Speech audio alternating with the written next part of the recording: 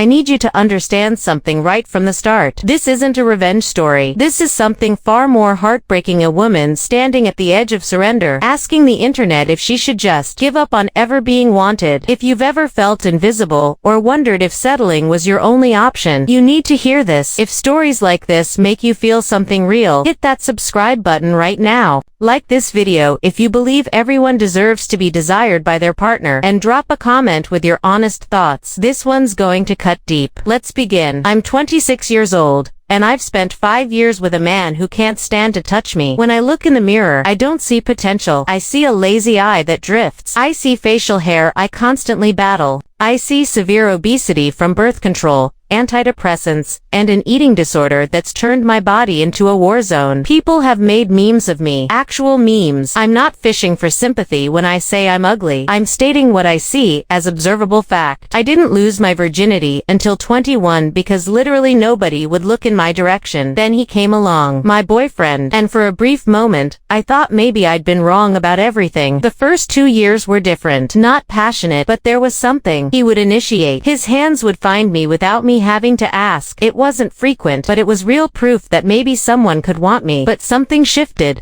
Slowly, like watching a photograph fade, I watched the desire drain from his eyes. Now he gets visibly uncomfortable if I even mention being intimate. That slight tightness around his eyes. That imperceptible lean backward when I move closer. So I stopped mentioning it. Here's what our intimacy looks like now. If anything happens, I perform for him. I touch him, pleasure him, give him what he needs. And then comes the part that makes me want to disappear. I have to ask for reciprocation. I have to request, like ordering off a menu, for him to touch me back. Do you understand how that feels? To finish giving someone pleasure and then have to say, "Can you touch me now?" The words stick in my throat every time, because enthusiastic consent isn't optional for me. I can't bear seeing reluctance in his eyes while his hands are on my body. So most times, I just don't ask. I stay unfulfilled, drowning in desire while lying next to someone who supposedly loves me. We don't kiss anymore. Not really. Just peck spree, closed mouth presses lasting maybe a second. The kind you'd give a relative. I can't remember the last time he kissed me like he meant it, like I was something delicious instead of something to endure. The cuddling is basic, functional. Hand-holding feels like courtesy, and I'm lying there thinking about what I've lost being touched without asking. Being wanted so much someone can't keep their hands off you. That's gone. But here's where it gets complicated. He's a good partner in every other way. He cooks real meals. He cleans without being asked. He works hard. Never makes me feel like a financial burden. He's creative and introverted like me. We laugh together, have fun with games and shows, talk about our weird interests. We're building a comfortable, stable, functional life. Just without the sex I desperately want. Just without him ever looking at me the way I look at him. Just without desire. Everyone tells me I'm insane for staying. You deserve someone who wants you. They say, you're settling. But here's what they don't understand. I can't afford to be alone. Literally. Even the cheapest studios are beyond my reach on a single income. I need a partner to split costs. Living alone isn't just lonely, it's financially impossible. And even if I could afford it, then what? I go back to a dating world where I was invisible for 21 years. The math is brutal and simple. I'm ugly. Objectively, undeniably ugly. Even if I lose weight, I'll have excess skin I can never afford to remove. My facial features are fundamentally unattractive. No amount of therapy or positive thinking changes what's in the mirror. So I posted on Reddit asking a question that felt like admitting defeat. Is it okay to accept that being physically desired just isn't in the cards for me? Is it okay to resign myself to never being kissed passionately? Never being touched without asking? Is it crazy to want those things despite how I look? The responses came flooding in, and they split into camps. Some said run, that I deserve passion and desire, that settling would poison me slowly. Others understood the pragmatism, the cold financial reality, the fear of ending up completely alone. But one comment stopped me cold. You're asking permission to give up on yourself, not just on passion and believing you deserve to be wanted. And once you accept that, once you truly internalize that you're unworthy of desire, desire, you'll never find your way back. You'll become a ghost in your own life. I sat with my laptop, tears blurring the screen, and realized something terrifying. I was already a ghost. I'd spent 5 years slowly erasing my needs, convincing myself that companionship without passion was enough, that financial stability justified emotional starvation. I'd been so focused on what I couldn't afford to lose that I'd forgotten to ask what I was losing by staying. My boyfriend isn't a villain. He's not cruel or manipulative. He's just not attracted to me. And maybe he never really was. Maybe those first 2 years were him trying, hoping his feelings would develop, and they just didn't. You can't force desire.